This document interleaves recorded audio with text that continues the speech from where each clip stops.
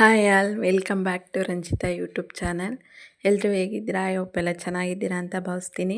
ಮೊದಲಿಗೆ ನಾನು ಈಸಿಯಾಗಿ ಸಿಂಪಲ್ಲಾಗಿ ವಿತೌಟ್ ಫೈರ್ ಅಂದರೆ ಗ್ಯಾಸ್ ಬಳಸ್ತೀನಿ ಯಾವ ರೀತಿಯಾಗಿ ಸ್ವೀಟ್ ಮಾಡೋದು ಕ್ಯಾರೆಟ್ ಅಂತ ನೋಡ್ಕೊಂಡು ಬರೋಣ. ಮೊದಲಿಗೆ ಒಂದು ದೊಡ್ಡದು ಕ್ಯಾರೆಟ್ ತೊಗೊಂಡು ತುರ್ಕೊಂಡಿದ್ದೀನಿ ಸಣ್ಣದಾಗೆ.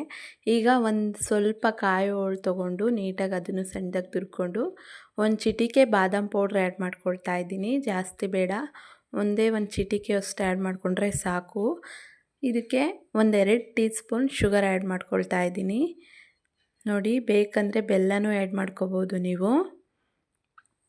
2 ಟೀ ಸ್ಪೂನು, ಜಾಸ್ತಿ ಬೇಡ. ಇದನ್ನು ನೀಟಾಗಿ ಮಿಕ್ಸ್ ಮಾಡ್ಕೋಬೇಕು. ನೀಟಾಗಿ ಎಷ್ಟಾಗುತ್ತೋ ಅಷ್ಟು ನೀಟಾಗಿ ಮಿಕ್ಸ್ ಮಾಡ್ಕೋಬೇಕು. ಕ್ವಿಕ್ಕಾಗಿ 1-2 ನಿಮಿಷಕ್ಕೆ ರೆಡಿ ಆಗುತ್ತೆ ಈ ಸ್ವೀಟು. ತಿನ್ನೋದಕ್ಕೆ ಮಾತ್ರ ತುಂಬ ಟೇಸ್ಟಿಯಾಗಿರುತ್ತೆ. ಒಮ್ಮೆ ನೀವು ಮನೆಯಲ್ಲಿ ಟ್ರೈ ಮಾಡಿ ನೋಡಿ, ಈ ಥರ ಎಷ್ಟು ಚೆನ್ನಾಗಿ ಬರುತ್ತೆ ಸ್ವೀಟಾಗಿ ಅಂತ ನೀವೇ ಕಮೆಂಟ್ಸ್ ಮಾಡ್ತೀರಾ. ಅಷ್ಟು ಚೆನ್ನಾಗಿರುತ್ತೆ ಈ ಸ್ವೀಟು.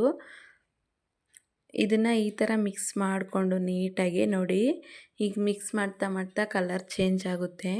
ನೀವು ಇದಕ್ಕೆ ಕಾಯಿ ತುರಿ ಹಾಕೋ ಬದಲು ಹಸಿ ತೆಂಗಿನಕಾಯಿದ ಹಾಲು ಆ್ಯಡ್ ಮಾಡ್ಕೋಬೋದು. ನೀಟಾಗಿ ಹಾಲು ಶೋಧಿಸ್ಕೊಂಡು ಮಿಕ್ಸಿಗೆ ಹಾಕ್ಕೊಂಡು ನೀಟಾಗಿ ತೆಂಗಿನಕಾಯಿ ಹಾಲು ಆ್ಯಡ್ ಮಾಡ್ಕೋಬೋದು.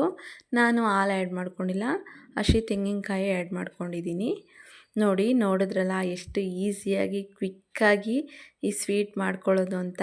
ಇದನ್ನು ಒಂದು 5 ನಿಮಿಷ ಹಾಗೆ ಬಿಡಬೇಕು. ಒಂದು 5 ನಿಮಿಷ ಇದು ಮೆಲ್ಟ್ ಆಗಕ್ಕೆ ಬಿಟ್ಟು ತಿನ್ನಬೇಕು. ಆವಾಗ ನೀಟಾಗಿ ಎಲ್ಲ ಮಿಕ್ಸ್ ಆಗಿರುತ್ತೆ. ಒಂದು 5 ನಿಮಿಷ ಬಿಟ್ಟು ತಿನ್ನೋದ್ರಿಂದ ಟೇಸ್ಟ್ ತುಂಬ ಚೆನ್ನಾಗಿರುತ್ತೆ. ಸೊ ನೋಡಿದ್ರಲ್ಲ ಫ್ರೆಂಡ್ಸ್, ಯಾವ ರೀತಿ ಮಾಡೋದು ಅಂತ. Thank you for watching. ಹಾಗೆ ಲೈಕ್ ಮಾಡಿ, ಶೇರ್ ಮಾಡಿ, ಕಮೆಂಟ್ಸ್ ಮಾಡಿ. Thank you for watching. Thank you all.